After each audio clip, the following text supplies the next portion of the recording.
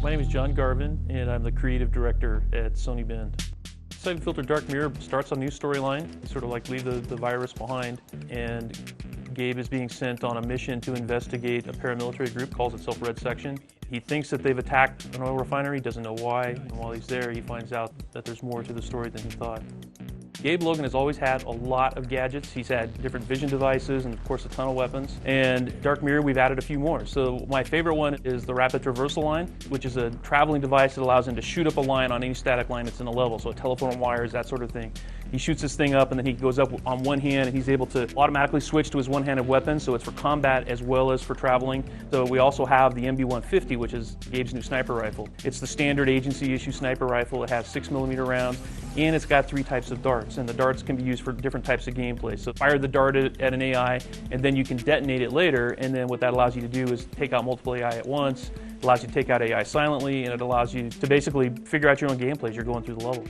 Syphon Filter has always had a certain mixture of stealth and action, but it's always focused mostly on the action. And we've decided to stick with that formula because it's one that we personally as gamers really like. We all play the pure stealth games and we like those as well. We play a lot of action first-person shooter games that allows you to create scenarios that, that fit the genre, because Gabe Logan is infiltrating a military base, for example, or he's trying to sneak into a casino and maybe, the Russian mafia doesn't know he's there. So, if you as a player can decide how you want to play that out, so that in the Königsberg casino level, for example, you can sneak around, take the guys out using the new melee attacks, using the knife attacks, using your gas darts. There's all these silent attacks. You flip on your IR goggles, you can see, their ghosted images through the doors and walls, so you know that there's enemy AI there. Or you can just step out into the spotlight, immediately be seen, and just pull out your M16 and just start gunning everybody down. It's really up to you. One of the things we didn't want to do was punish the player for making a choice. So if you choose to play an action level, you're going to get an action level. We're going to spit out more NPCs, more AI, and you're going to have more to deal with. We don't have any levels where you play through on stealth, and they see you, then bam, instantly the level's over. That's just not our game.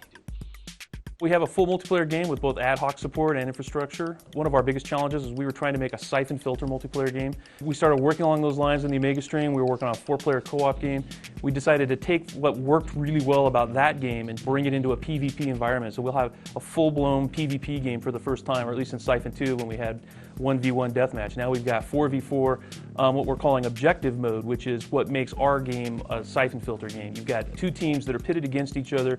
They have objectives they're trying to accomplish, and of course those objectives are across purposes. So while you're trying to get your captured DU in the Tuzla mission, which is an abandoned weapons plant, one team is trying to gather these depleted uranium containers, and the other team's trying to gather the depleted uranium containers. There's only so many to go around, and they're going to kill each other and try to figure out who's going to win the map. We have maps that are set up with objective mode, plus we have standard deathmatch and team deathmatch, a new mode that Scott Youngblood, the multiplayer designer, is calling Rogue Agent, which is basically where one person is it. It's kind of like an online tag, and everybody's trying to get that person. So I think we have a lot of variety that you'll probably find something that'll appeal to you.